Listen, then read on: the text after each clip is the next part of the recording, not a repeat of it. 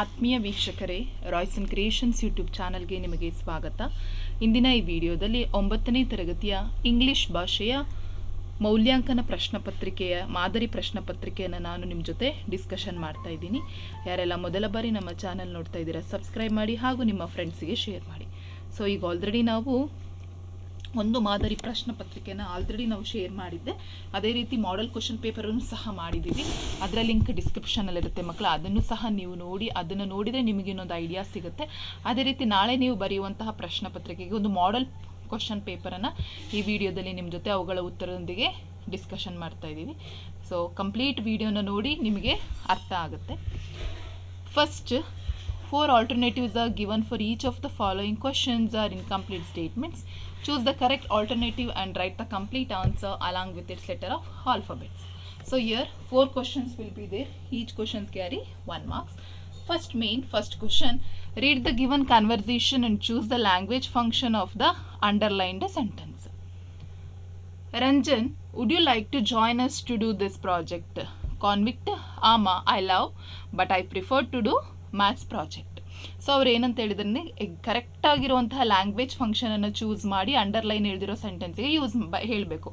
So ಇಲ್ಲಿ ಕೊಟ್ಟಿರೋ ಈ 4 ಆಪ್ಷನ್ಸಲ್ಲಿ option B, making suggestion is the correct language function. Next question number 2, the appropriate prefix for the word visible is. So visible ಅನ್ನೋದಕ್ಕೆ exact prefix ಯಾವುದಪ್ಪ ಅಂತ ಹೇಳಿದರೆ invisible. So ಹಾಗಾಗಿ ಕೊಟ್ಟಿರೋ ಈ 4 ಆಪ್ಷನಲ್ಲಿ invisible, C is the right answer. Question number 3, read the following stanza and choose the correct pair of rhyming words. So ಈ ಒಂದು ಸ್ಟ್ಯಾನ್ಸಾವನ್ನು ಓದಿ ಮಕ್ಕಳ, ಅದರಲ್ಲಿ ನಿಮಗೆ ಎಕ್ಸಾಕ್ಟಾಗಿ ರೈಮಿಂಗ್ಸ್ ವರ್ಡ್ಸ್ ಯಾವುದಿದೆ, ಪೇರ್ ಆಫ್ ರೈಮಿಂಗ್ಸ್ ಗೊತ್ತಾಗುತ್ತೆ. ಸೊ ಕೊಟ್ಟಿರೋ ಅಂಥದ್ರಲ್ಲಿ ಈ ಪ್ಯಾಸೇಜನ್ನು ಓದಿದ್ರೆ ನಿಮಗೆ 4 ಆಪ್ಷನ್ಸಲ್ಲಿ ಎಕ್ಸಾಕ್ಟ್ ರೈಮಿಂಗ್ಸ್ ಯಾವುದಪ್ಪ ಅಂದರೆ speak, seek, option D is the right answer. Question number 4, is to terrified at this radiant figure. Choose the correct meaning for the underlined word. So ಈ underline ಮಾಡಿರುವಂತಹ ರೇಡಿಯಂಟ್ ಪದದ ಎಕ್ಸಾಕ್ಟ್ ಮೀನಿಂಗ್ ಏನಂತ ಹೇಳಿ ನೀವು ಬರೀಬೇಕು. ಇಲ್ಲಿ 4 ಆಪ್ಷನ್ಸ್ ಕೊಟ್ಟಿದ್ದಾರೆ, ಅದರಲ್ಲಿ ಕರೆಕ್ಟ್ ಆಗಿರುವಂತಹ ಮೀನಿಂಗ್ ಯಾವುದಪ್ಪ ಅಂದರೆ option D, shining is the right answer. Next second main, do as directed. ಇಲ್ಲಿ 12 ಪ್ರಶ್ನೆಗಳಿರ್ತವೆ ಮಕ್ಕಳ. 5ನೇ ಪ್ರಶ್ನೆ, pick out the word that does not belong to the set. So ಇಲ್ಲಿ 4 ವರ್ಡನ್ನು ಕೊಟ್ಟಿದ್ದಾರೆ, ಯಾವುದು ಆ ಗ್ರೂಪಿಗೆ ಬರೋದಿಲ್ಲ ಅದನ್ನು ನಾವು ತೆಗಿಬೇಕಾಗುತ್ತೆ. ಸ್ಟ್ಯಾಮಿನಾ, ಸ್ಪೀಡ್, ಸ್ಕಿಲ್, ಸ್ಪೋರ್ಟ್ಸ್ ಅಂತ ಇದೆ. ಸ್ಪೋರ್ಟ್ಸ್ ಅನ್ನೋದು ಆ ಗ್ರೂಪಿಗೆ ಬರೋದಿಲ್ಲ, ಹಾಗಾಗಿ answer sports is the right answer. 6ನೇ ಪ್ರಶ್ನೆ, combine the word in column A with its collocative word in column B. So ಈ ಕಾಲಮ್ ಎಗೆ ಎಕ್ಸಾಕ್ಟಾಗಿ ಕೊಲಕೇಟಿವ್ ವರ್ಡ್ ಬಿ ನಲ್ಲಿದೆ, ಸೊ ಅದನ್ನು ಚೂಸ್ ಮಾಡಿ ನೀವು ಬರೀಬೇಕು. So face challenges is the right answer. 7th question, choose the infinitive given in the sentence. So ಇಲ್ಲಿ ಯಾವುದು ಇನ್ಫಿನಿಟಿವ್ ಇದೆ ಅದನ್ನು ಸೆಲೆಕ್ಟ್ ಮಾಡಿ ನೀವು ಬರಿಬೇಕು. Arjuna wanted to destroy the unseen foe. So ಇಲ್ಲಿ ಟು ಡೆಸ್ಟ್ರಾಯ್ ಅನ್ನೋದು ಇನ್ಫಿನಿಟಿವ್, ಹಾಗಾಗಿ ಟು ಡೆಸ್ಟ್ರಾಯ್ ಅಂತ ಹೇಳಿ ಬರಿಬೇಕಾಗುತ್ತೆ. 8ನೇ ಪ್ರಶ್ನೆ, frame the questions to get underlined word as a answer. The shop closed at 9 PM. So 9 PMಗೆ ಅಂಡರ್ಲೈನ್ ಮಾಡಿದ್ದಾರೆ, ಹಾಗಾಗಿ when did the shop close is the right question answer. 9ನೇ ಪ್ರಶ್ನೆ, fill in the blank with the correct tense form of the verb given in the brackets. So ಬ್ರಾಕೆಟಲ್ಲಿ ನಮಗೆ ಕೊಟ್ಟಿದ್ದಾರೆ ವರ್ಡನ್ನು, ಅದು ಕರೆಕ್ಟ್ ವರ್ಬ್ ಫಾರ್ಮಲ್ಲಿ ನಾವು ಬರೀಬೇಕು. The Pandavas dash the crown to their grandson Parikshit. So ಇಲ್ಲಿ ಟ್ರಾನ್ಸ್ಫರ್ ಅಂತ ಇದೆ, ಸೊ ಅದು ಟ್ರಾನ್ಸ್ಫರ್ಡ್ ಆಗಬೇಕು, ಹಾಗಾಗಿ the Pandavas transferred the crown to their grandson Parikshit. So ಈ ರೀತಿ ನೀವು ಆನ್ಸರನ್ನು ಬರೀಬೇಕಾಗುತ್ತೆ. 10ನೇ ಪ್ರಶ್ನೆ, choose the correct homophone and complete the statement.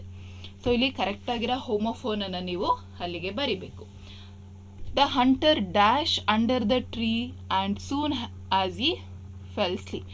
So ಅವರು ಬೇಟೆಗಾರರು ಏನು ಮಾಡ್ತಾರೆ, ಒಂದು ಮರದ ಕೆಳಗಡೆ ಕೂತ್ಕೊಂಡು ವಿಶ್ರಮಿಸ್ಕೊಳ್ತಾರೆ. ಸೊ ಹಾಗಾಗಿ ರೆಸ್ಟ್ ಅನ್ನೋದು ಕರೆಕ್ಟ್ ಹೋಮೋಫೋನ್ ಯಾವುದಪ್ಪ ಅಂದರೆ RESTED, rested. So this is the correct answer. 11ನೇ ಪ್ರಶ್ನೆ, write the correct form of the word given in the brackets. So ಬ್ರಾಕೆಟಲ್ಲಿ ಕೊಟ್ಟಿರೋವಂಥ ವರ್ಡ್ಗೆ ಕರೆಕ್ಟ್ ಫಾರ್ಮಲ್ಲಿ ನಾವು ಬರಿಬೇಕಾಗುತ್ತೆ. I did not notice any serious differences of opinion among the debaters. So ಇಲ್ಲಿ differ ಅಂತ ಕೊಟ್ಟಿದ್ದಾರೆ, ಸೊ ಅದು ಡಿಫ್ರೆನ್ಸಸ್ ಆಗಬೇಕಾಗುತ್ತೆ. ಓಕೆನಾ. ನೆಕ್ಸ್ಟ್ 12ನೇ ಪ್ರಶ್ನೆ, identify the figure of speech used in the given sentence. So ಇಲ್ಲಿ ಕೊಟ್ಟಿರುವಂತಹ ಸೆಂಟೆನ್ಸಲ್ಲಿ ಯಾವ ಫಿಗರ್ ಆಫ್ ಸ್ಪೀಚನ್ನು ಯೂಸ್ ಮಾಡಿದ್ದಾರೆ. Never let a thought shrivel and die. So ಅದು ಪರ್ಸಾನಿಫಿಕೇಶನ್ ಆಗಿರುತ್ತೆ. ನೆಕ್ಸ್ಟ್ 13ನೇ ಪ್ರಶ್ನೆ, combine the following sentences using the conjunction given in the bracket. So ನಮಗೆ ಬ್ರಾಕೆಟಲ್ಲಿ ಕಂಜಕ್ಷನ್ ಅನ್ನು ಕೊಟ್ಟಿದ್ದಾರೆ, ಕರೆಕ್ಟಾಗಿ ಯೂಸ್ ಮಾಡಿ ಆ ಎರಡೂ ಸೆಂಟೆನ್ಸನ್ನು ಜಾಯಿನ್ ಮಾಡಿ ಬರೀಬೇಕು.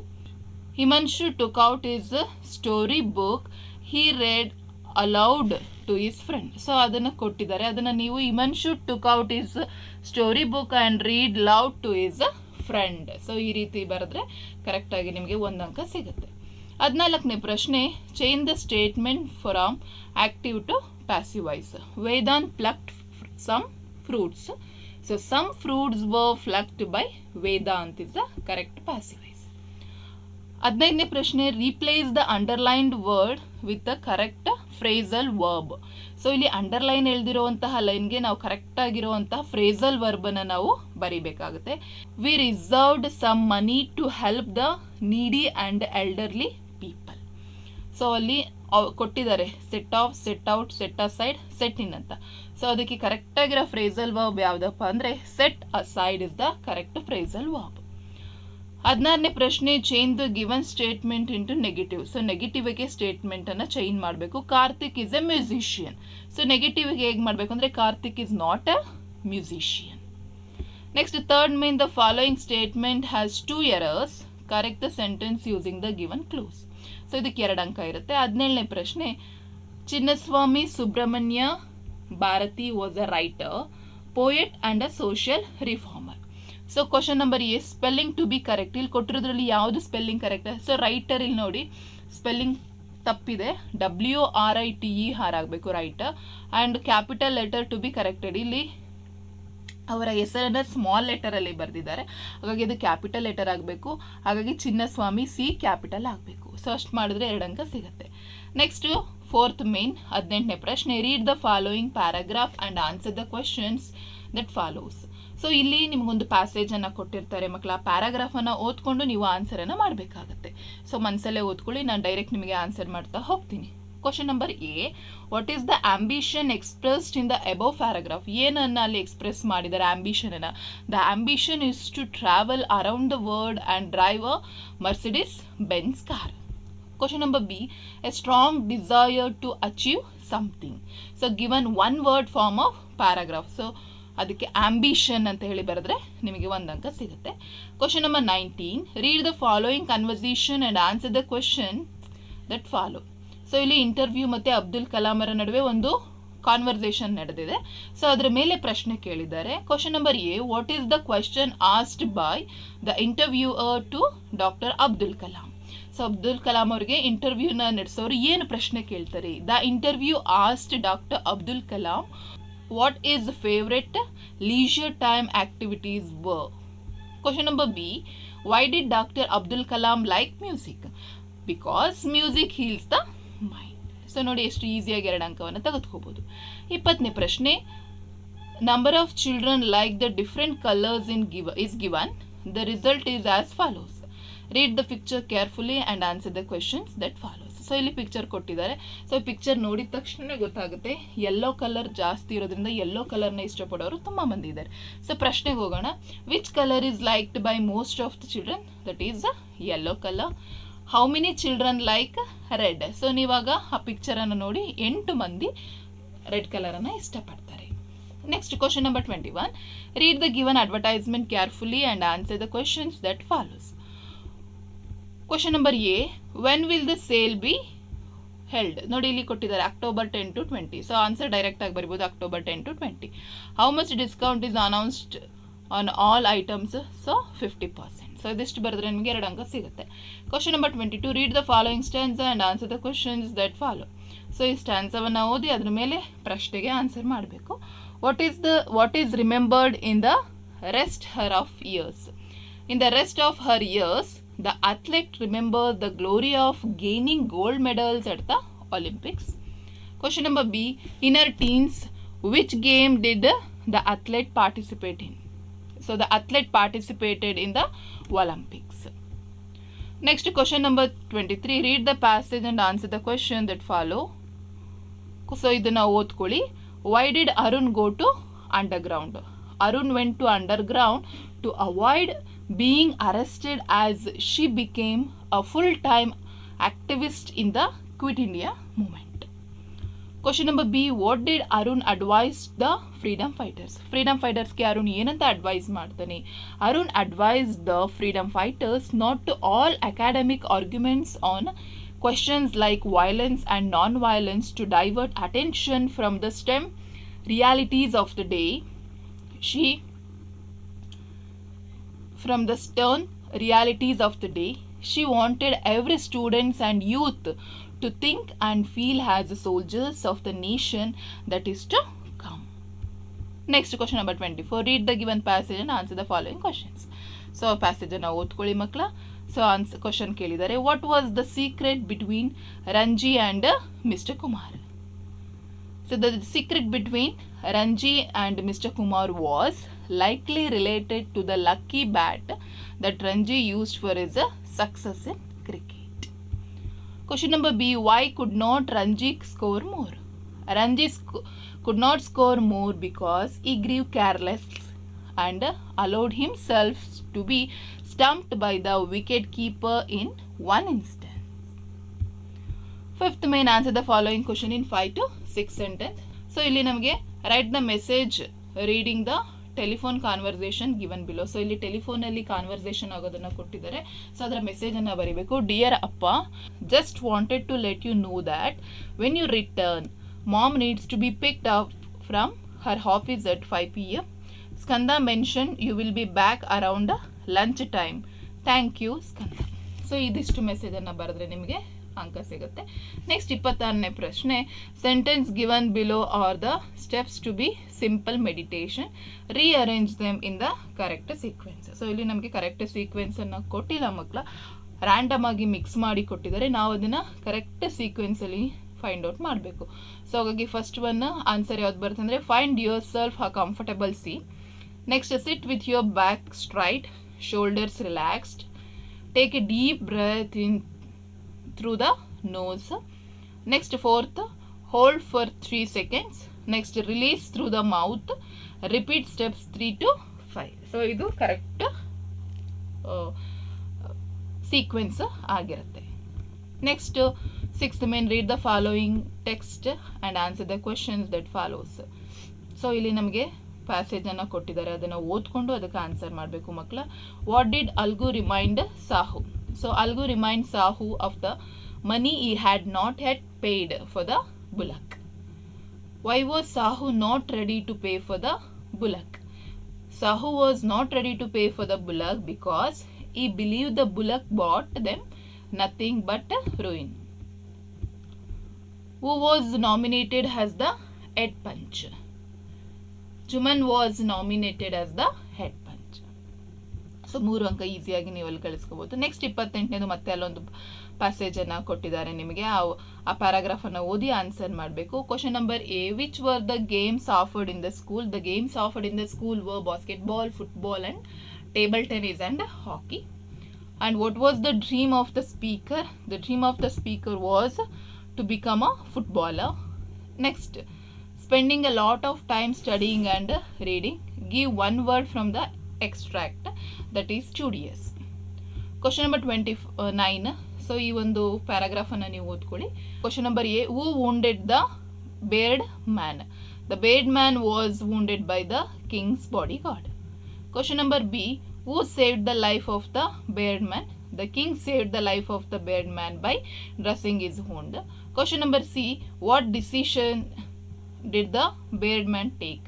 The beard man decided that if he believed he would serve the king as his most faithful servant. So ಹಾಗಾಗಿ ನಿಮಗೆ ಈ ರೀತಿ ಎಕ್ಸ್ಟ್ರಾಕ್ಟ್ ಅಲ್ಲೇ ಕೊಟ್ಟಿರ್ತಾರೆ ಪ್ಯಾಸೇಜನ್ನು, ಅದನ್ನು ಓದ್ಕೊಂಡು ನೀವು 3 ಅಂಕಗಳನ್ನ ಈಸಿಯಾಗಿ ಗಳಿಸ್ಕೋಬೋದು. ಸೊ 30ನೇ ಪ್ರಶ್ನೆ. ಸೊ ಅಲ್ಲೇ ನಿಮಗೆ ಕೊಟ್ಟಿದ್ದಾರೆ ಅದು ಒಂದು ಪ್ಯಾರಾಗ್ರಾಫನ್ನು. ಸೊ ಅದ್ರ ಮೇಲೆ ಕ್ವಶನ್ಸ್ ಕೇಳಿದ್ದಾರೆ. Question number A. Who entertained the guest? Yusuf entertained the guest. What did Yusuf say to the guest? Yusuf said to the guest, here is gold My swiftest horse is saddled for they fight. Depart before the praying they grow bold. What enkindleth nobleness? Nobleness enkindleth nobleness. So next main, so ಇಲ್ಲಿ ನಿಮಗೆ profile writing ಅನ್ನು ಕೊಟ್ಟಿದ್ದಾರೆ ಮಕ್ಕಳ. Mister Kapil Dev write a paragraph using the clue given below. So ಇಲ್ಲಿ ನಮಗೆ ಕೊಟ್ಟಿರುವಂಥ ಪ್ಯಾರಾಗ್ರಾಫನ್ನು ನೀವು ಇದನ್ನು ಓದ್ಕೊಂಡು ನೀವು ಪ್ರೊಫೈಲ್ ರೈಟಿಂಗನ್ನು ಬರೀಬೇಕು. ತುಂಬಾ ಈಸಿ ಇದೆ, ನೀವು ಓದ್ಕೊಳ್ಳಿ. This profile is about Bhagat Singh. he was born on 27 September. his place of birth is Katkar Kalan, Punjab. His father Krishna Singh was a freedom fighter. His school was DAV Lahore. He was a member of Hindustan Republican Association. He is a popular because he was an active freedom fighter. So ಇದಿಷ್ಟು ಬರೆದ್ರೆ ನಿಮಗೆ 3 ಅಂಕ ಸಿಗುತ್ತೆ ಮಕ್ಕಳ. Next ನಿಮಗೆ ಇಲ್ಲಿ story ಡೆವಲಪ್ಮೆಂಟಿಗೆ ಕೇಳಿದ್ದಾರೆ. So ಅದಕ್ಕೂ ನಾನು ಇಲ್ಲಿ ಆನ್ಸರನ್ನು ಕೊಟ್ಟಿದ್ದೀನಿ. ಸೊ ನೀವು ಅದನ್ನು ನೋಡಿಕೊಂಡು ಅಭ್ಯಾಸವನ್ನು ಮಾಡ್ಕೊಳ್ಳಿ. ನೆಕ್ಸ್ಟ್ ನಿಮಗೆ ಇಲ್ಲಿ ಪಿಕ್ಚರ್ ರೈಟಿಂಗ್ ಇದೆ. ಸೊ ಪಿಕ್ಚರನ್ನು ಓದಿ ನೀವು ಆನ್ಸರನ್ನು ಬರೀಬೇಕು. So a picture is a worth 1,000 words. This is a picture of park. This picture is very beautiful. There are many people in the park. Some are walking, boys are flying kites, a man walking with his dog, a man is reading a book, a girl is riding a bicycle, an old couple is walking in the park. There are many trees in the park. There are 4 houses in the picture. There is a pond. We can the beautifully sky too. So ಇದಿಷ್ಟನ್ನ ನೀವು ಬರೆದ್ರೆ ನಿಮಗೆ ಅಂಕಗಳು ಸಿಗ್ತದೆ. Next ನಿಮಗೆ ಅದೇ ರೀತಿ 34th ಕ್ವಶನಲ್ಲಿ ಈ ಪ್ಯಾಸೇಜನ್ನು ಓದ್ಕೊಂಡು ನೆಕ್ಸ್ಟ್ ನೀವು ಆನ್ಸರನ್ನು ಮಾಡಬೇಕಾಗುತ್ತೆ ಮಕ್ಕಳ. ಸೊ ನಾನು ಕಂಪ್ಲೀಟ್ ಆನ್ಸರನ್ನು ನಾನು ನಿಮಗಿಲ್ಲಿ ಡಿಸ್ಪ್ಲೇಯನ್ನು ಮಾಡ್ತಾ ಹೋಗ್ತಿದ್ದೀನಿ. ಸೊ ಅದನ್ನು ವಿಡಿಯೋನ ಪಾಸ್ ಮಾಡಿಕೊಂಡು ನೀವು ಎಕ್ಸಾಮ್ಗೆ ಪ್ರಿಪೇರ್ ಆಗಬೇಕು. ಅದೇ ರೀತಿ ನೆಕ್ಸ್ಟ್ ಮೇಯ್ನಲ್ಲಿ ನಿಮಗೆ read the following passage and answer the questions that follow. So ಈ ಪ್ಯಾಸೇಜನ್ನು ಓದ್ಕೊಂಡ್ರೆ ನಿಮಗಿಲ್ಲಿ 2 ಕ್ವಶನನ್ನು ಕೊಟ್ಟಿದ್ದಾರೆ 2 ಅಂಕಕ್ಕೆ. ಸೊ ಈಸಿಯಾಗಿ ನೀವು ಅಂಕಗಳನ್ನು ಅದರಿಂದ ಗಳಿಸ್ಬೋದಾಗುತ್ತೆ. Next main, answer the following question in about 8 to 10 sentence. So 4 marks ಇರುತ್ತೆ. ಸೊ ಈ ಪ್ಯಾಸೇಜನ್ನು ಓದ್ಕೊಂಡು ಅದರ ಮೇಲೆ ನೀವೇನು ಮಾಡಬೇಕು, ಸಮ್ಮರಿಯನ್ನು ಬರೀಬೇಕಾಗುತ್ತೆ. ಸೊ ಹಾಗಾಗಿ ಈ ಒಂದು ಪೋಯಮನ್ನು ಓದ್ಕೊಂಡು ಅದ್ರ ಮೇಲೆ ಸಮ್ಮರಿ ಯಾವ ರೀತಿ ಬರೆಯೋದು ಸೊ ಕೊಟ್ಟಿದ್ದೀವಿ. ಈ ಸಮ್ಮರಿಯನ್ನು ಸಹ ನೀವು ಬರೀಬೇಕು, ಅಭ್ಯಾಸ ಮಾಡ್ಕೊಳ್ಳಿ. ನೆಕ್ಸ್ಟ್ ಲಾಸ್ಟ್ ಮೇನಿಗೆ ಬಂದರೆ ನಿಮಗೆ 4 ಅಂಕಕ್ಕೆ. ಸೊ ನೆಕ್ಸ್ಟ್ ಲಾಸ್ಟ್ ಮೇನಿಗೆ ಬಂದರೆ ಎಸ್ಸೆಯನ್ನು ಕೇಳಿದ್ದಾರೆ. ಸೊ ಅದರಲ್ಲಿ 3ರಲ್ಲಿ ಯಾವುದ ಎಸ್ಸೆ ನಿಮಗೆ ಚೆನ್ನಾಗಿ ಬರುತ್ತೆ ಸೊ ಎಸ್ಸೆಯನ್ನು ನೀವು ಬರೀಬೇಕಾಗುತ್ತೆ. And the last main that is a letter writing. ಅದರಲ್ಲಿ ಒಂದು ಫಾರ್ಮಲ್ ಲೆಟರ್ ಇರುತ್ತೆ, ಇನ್ನೊಂದು ಪರ್ಸ್ನಲ್ ಲೆಟರ್ ಇರುತ್ತೆ. ಸೊ ನಿಮಗೆ ಯಾವುದು ಎಕ್ಸಾಕ್ಟಾಗಿ ಬರುತ್ತೆ ಅದನ್ನು ಸೆಲೆಕ್ಟ್ ಮಾಡಿಕೊಂಡು ಬರೀರಿ. ಸೊ ಇಲ್ಲಿ ನೋಡಿ ಕೊಟ್ಟಿದ್ದೀವಿ ಪ್ಯಾಟ್ರನನ್ನು. ಇದೇ ಪ್ಯಾಟ್ರನನ್ನು ಯೂಸ್ ಮಾಡಿ ನೀವು ಬರಿಬೇಕಾಗುತ್ತೆ. ಸೊ ಇಲ್ಲಿ ಪರ್ಸ್ನಲ್ ಲೆಟರನ್ನು ಬರೆದಿರೋದು. ಸೊ ಫ್ರಮ್ ಅಂತ ಬರೆದು ನೆಕ್ಸ್ಟ್ ಡಿಯರ್ ಗೀತಾ ಅಂತ ಹೇಳಿ ಮ್ಯಾಟರನ್ನು ಬರೆದು ಕೊನೆಗೆ ನೀವು ಈ ರೀತಿ ಬರೆದ್ರೆ ನಿಮಗೆ ಎಷ್ಟು ಕಂಪ್ಲೀಟಾಗಿ 5 ಅಂಕಗಳು ಸಿಗ್ತದೆ. ಸೊ ಅರ್ಥ ಆಗಿದೆಯಲ್ಲ, ಇದೇ ಪ್ಯಾಟರ್ನನ್ನು ನೀವು ಯೂಸ್ ಮಾಡಬೇಕು. ಸೊ ಹಾಗೆ ಇದೇ ರೀತಿ ಇನ್ನೂ 2 ಕ್ವಶನ್ ಪೇಪರ್ನ ನಾನು ನಿಮ್ಮ ಜೊತೆ ಡಿಸ್ಕಷನ್ ಮಾಡ್ತೀನಿ. ಸೊ ನಿಮ್ಮ ಎಕ್ಸಾಮ್ಗೆ ಇದು ಯೂಸ್ ಆಗುತ್ತೆ ಅಂತ ಹೇಳ್ತಾ ಈ ವಿಡಿಯೋ ಎಂಡ್ ಮಾಡ್ತಾ ಇದ್ದೀನಿ. Thank you for watching this video.